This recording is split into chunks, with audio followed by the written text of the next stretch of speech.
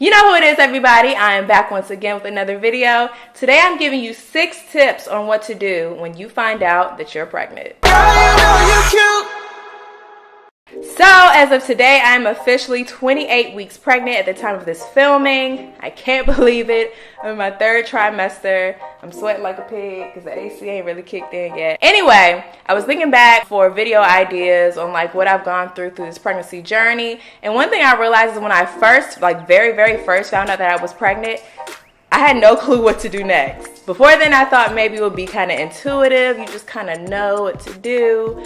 But I just drew a complete blank. Like, what do I do now? So having experienced that confusion, I figured it would be a great idea to share a few tips from one first-time mom to another on what to do when you first find out that you're pregnant. All right, so tip number 1, or like the very first thing that you should do when you find out you're pregnant, is schedule a doctor's appointment. Now, I would imagine for most people, you already have an OBGYN that you're familiar with and comfortable with. If you're more like me, you move around a lot, maybe not. I didn't have a doctor at all. I had just moved to Texas like a few months prior. So you can either schedule with, the doctor that you're familiar with, or if you're like me and didn't have a doctor, find one. Now, this could potentially be the most stressful part, at least for me. I kind of struggle with this part as far as finding a doctor, but we'll get into that later. Now, I've heard that it kind of varies depending on your doctor, but for my doctor, she preferred scheduling an appointment around the 8-week mark. I've heard that a lot of other doctors do that too. And the reason for that is because if they do like an ultrasound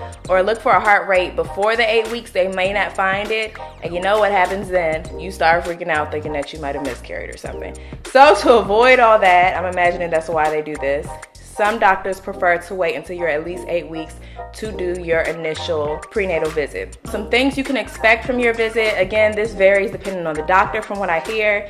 For me, I went to the doctor. They took a urine sample, I believe. Yeah, they took a urine sample, took my weight, my blood pressure, and then I had an ultrasound where I got to see my little chicken nugget. That's the first image I got of my baby, and I got to hear his heart rate, his heartbeat. So that was like, oh my God, this is real. Like, I almost cried. But yeah, that's what happened on my first visit. Again, it can vary depending on your doctor. Another thing I thought that was kind of weird and kind of caught me off guard, I found out later when they sent me my test results that they did a drug screening. I don't have a problem doing a drug screening because I don't do drugs, and I definitely am not about to do any drugs while I'm pregnant. What I didn't like about that is that it seemed kind of presumptive.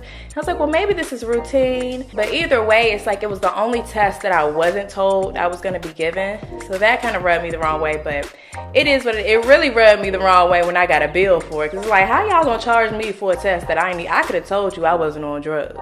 Step 2, I would suggest getting prenatal vitamins. Actually, that might be kind of backwards. I got my prenatals before my first visit because, like I said, it was a whole month before I had that first visit. And I just knew in the meantime, prenatals are something that is recommended that you take. So I would get a prenatal. I started out taking, I believe it's called Baby and Me 2. I will have links to everything I mentioned in this video in the description box. But my first prenatal was like a pill. I think I had to take 2 a day, and they were pretty easy for me to take. I didn't have any problems with them until the nausea kicked in. So once the nausea kicked in and I just got to the point where there's no way I could swallow these pills because they are kind of big, I switched over to the Smarty Pants gummies. I got them from Target. You probably can get them on Amazon and a bunch of other places, and those are great. They were kind of like a nice little treat. The only thing I didn't like about those is I had to take 4, but because they're gummies, it's kind of like, a nice little snack. But after a while, with this pregnancy, I haven't really been enjoying sweets as much. It's gotten better as I've progressed through my pregnancy, but early on, the sweets were kind of a no-go. But somehow I managed to stick with the Smarty Pants until they ran out and my local Target stopped selling them. So I switched back to the Baby and Me, which has been going great. The difference between those two is the Smarty Pants, I don't think it has any iron in it, which I've been fine so far. I haven't been anemic when they test my blood and everything, so everything's been good with that. A lot of women do get anemic during pregnancy, so to avoid that, you might prefer to do the baby and me, or something that has iron in it. The gummies do not. Next thing you want to do is start thinking about your birthing plan and what kind of birthing experience you want to have. Now, some people I know are just like, I don't want to give this too much thought. Whatever is going to get this baby here healthy and happy, keep me safe, I'm good. And you know, most people just go the traditional route, hospital, whatever the doctor say. That's fine, I'm not judging that. Being the control freak Virgo that I am, I wanted to have a little more say in my experience. So it has been kind of stressful trying to decide how, like, whether I'm going to go the doctor route, the midwife. In the beginning, I wanted a home birth, but I figured since this is my first and I live on the 3rd floor, it might not be the best idea to have a home birth here. And plus, by the time I got through my first trimester, I was so sick of this apartment. There was just nothing but bad memories here of me being sick and nauseous. I did not want to labor in this space. So that was out the window pretty quickly.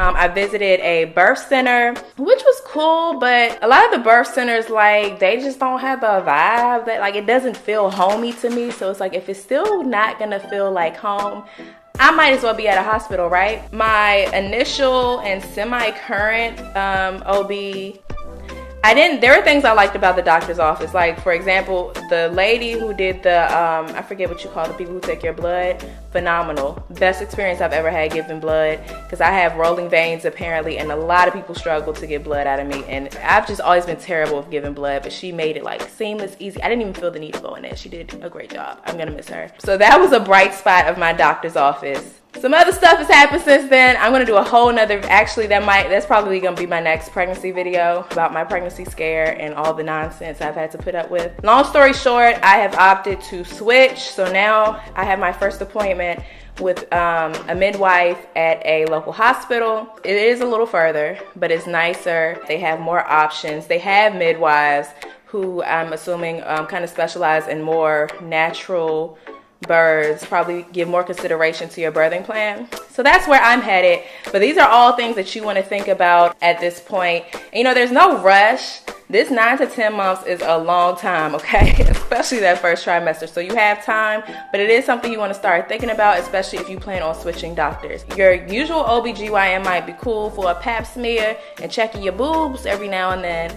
But you may get to the point and realize that they're not best suited for your birthing plan. Doesn't necessarily make them a bad doctor, but if you guys just don't connect and vibe on what you want for yourself, then it's probably time to start researching other options. With that being said, this is an optional next step. I didn't know that pregnancy Medicaid was a thing, but apparently it's a thing. I assumed that in order to have Medicaid, you had to be completely unemployed. But if you are pregnant, especially if you're not married, because if your spouse makes a certain amount of money, that could affect it, you may qualify for Medicaid. So definitely look into that. Look into WIC, food stamps, whatever you need. There are a lot of things in place for women who are pregnant who may not be able to afford going through a pregnancy otherwise. So definitely look into that.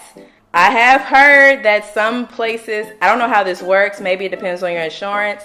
Some people like actually charge you in advance for your prenatal visits and your delivery. So I think like you get on this payment plan. I've heard it's super expensive. So you definitely want to think about what your options are. As I said, I considered the birthing center. The birthing center would have been about $5,500, which if you compare that to a hospital birth, it's fairly cheap. However, hospital births are covered by insurance. A lot of times the birthing centers are not. Some birthing centers do work with insurance and even take Medicaid. But you know, you just have to weigh your options. It's gonna take some research. Get on Google and get to work, girl. You got 9 to 10 months to figure it out. The next tip I have for you guys is to plan for healthier eating. One of my biggest struggles in this pregnancy has been, I struggle with this outside of pregnancy, but even within pregnancy is like knowing what to eat.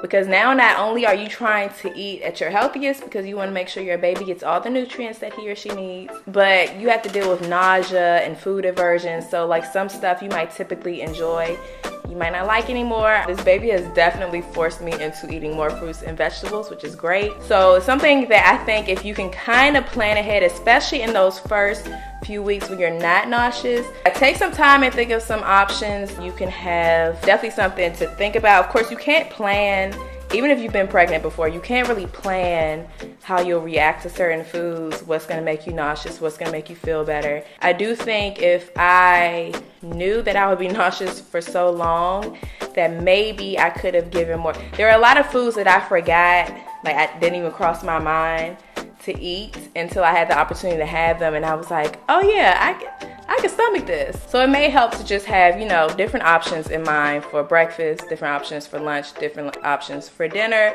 so that, you know, you can do the thinking and planning up front and won't have to worry about it on the spot, and that won't be added stress. This is also important if you live with someone else, whether it be your husband, your boyfriend, whoever, because how they eat, as we all know, impacts how you eat. So if they're eating crazy stuff that stank to you, it's gonna be a struggle. So if you kind of plan ahead, kind of have that conversation, how are we gonna work this out? It can't hurt. And my final tip is to do your research. Now this is gonna be an ongoing thing throughout your pregnancy, of course. Hit Google, that's obvious. Anytime I have a question about anything, I'm on this thing like searching everything, even scenarios that I'm not even in, like just in case. Let me know what goes down with the C-section. Let me know what preeclampsia is. Let me know what gestational diabetes is. Google has it all. Also look into different pregnancy books. I know a very popular book that a lot of people start out with is What to Expect When You're Expecting. I remember my mom reading that book like way back. I think she was probably pregnant with Kia, so that had to be about 25 years ago. It's a very popular book. Seems like everyone reads it. I read the reviews on Amazon, and some of them were just kind of like, I don't know. All of the reviews weren't that great, and I wanted to make sure I got something very science-based and scientific, and that's when I found this book. This is by Mayo Clinic, and it's their guide to a healthy pregnancy. This has been really good. You don't have to read it all the way through. All I do is like whatever I'm going through at the time I need to look up, I'll look up. And then also each week I'll go and see like, oh, what's going on with the baby this week? What's going on with my body? Blah, blah, blah. So this has been a great source. And then also because I do want to do an unmedicated birth, I want this to be as, I don't want to say natural because some people take offense to that, but I want to have an unmedicated birth. I want it to be as knowledgeable as possible about what my options are. So I bought Ina May's Guide to Childbirth. Have not gotten through it yet. The beginning is mostly like birthing stories that people are sharing, which is cool because you get to hear about different types of experiences. And I think towards the back it gets more to like the nitty-gritty of childbirth and how that works. It's by Ina May Gaskin, who used to work at this place called The Farm, which was like some kind of hippie commune, I think in the 70s. Something like that. But basically, she got into helping the women on the commune give birth. And so, you know, long story short, she became a midwife. So now she's like the mother of all midwives, I guess. It's a very popular book. If you haven't heard about it, a lot of people read this, especially if they're considering an unmedicated, low intervention birth. And another thing you could do that I found super helpful is find a Facebook group. Really anything that you want tips on or you just want to like meet people in similar situations, there's a Facebook group for it, and they're so valuable. Like I really slept on Facebook groups probably until the pandemic. But like I said, there's a group for everything. So there are definitely groups for pregnancy. If you have certain conditions in your pregnancy, if you're high risk, there are groups for that. There might be local groups if you want to meet up with other pregnant women. There are groups based on your age. I'm in a couple of 30 and up pregnancy groups. All that is really helpful because you get to connect with other women who are pregnant. You get to go in there, ask your questions, and get varying, you know, of course you want to know the scientific answers to things, but it's nice to hear other people's like personal experiences. Also, I will warn that it can be triggering. If you are a worrywart, or even if you're not, because you never know how you're going to be in pregnancy, but if you get to the point where you're in a group and like some of the posts are making you feel anxious or worried, it's okay to leave. It's okay to turn off notifications or just completely leave the group, whatever you need to do. Because people do, of course, come in there and talk about when they find out their pregnancy is high risk, something's wrong with the baby, they've miscarried. There's a lot of that in there too. So if that's something that you think may bother you or, you know, stress you out, it's something to consider. But overall, it's been a really great source for me just to see that like I'm not crazy and I'm not the only one going through this stuff, because there are so many, you know, there are the symptoms that you know about, and then there's the stuff that you would never even imagine. It's just great to know that someone else relates. And my final tip for what to do when you first find out that you're pregnant: don't let anybody make you feel a way about getting your pregnancy stuff before you're even showing or look like you're pregnant or whatever, because you're gonna feel like you're pregnant quickly. If you're anything like me, you're gonna feel like you're pregnant right away. So if you feel like your stomach has grown and you need maternity clothes during your first trimester, do it. I felt like I had a pudge very early on.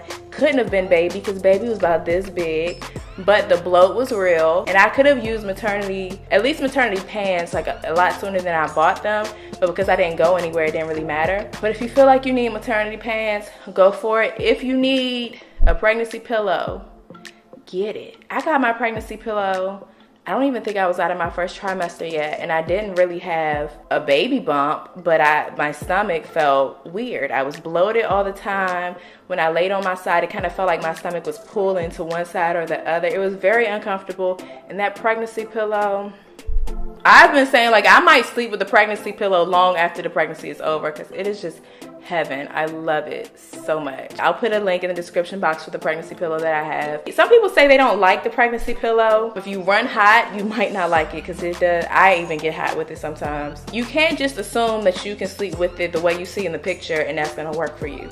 You gotta like bend and turn that thing up into right where you need it, because sometimes I want to sit up at an angle because I have acid reflux, so I'll bend one side back behind my back and sleep like that. Sometimes you want to be able to lay your stomach on it so you pull the side. Like there are so many different things you could do with the pillow. I love it. All that to say, if you feel like you need it, get it. Don't feel ridiculous, because sometimes people can't see what's going on with you, but you can feel it. And what matters the most is that you are comfortable. Those are my 6 tips that I have for you when you first find out you're pregnant. If there's anything that I've missed, I'm sure there's a ton of other things you could do, but if there's anything that I missed, mommies, leave me some comments below. Give us some tips and share with us. If you like this video, of course, give it a thumbs up. If this is your first time here or you haven't already, make sure you hit that subscribe button and the notifications bell for more pregnancy videos, and of course hair tutorials and vlogs and all that good stuff. And until the next video, peace.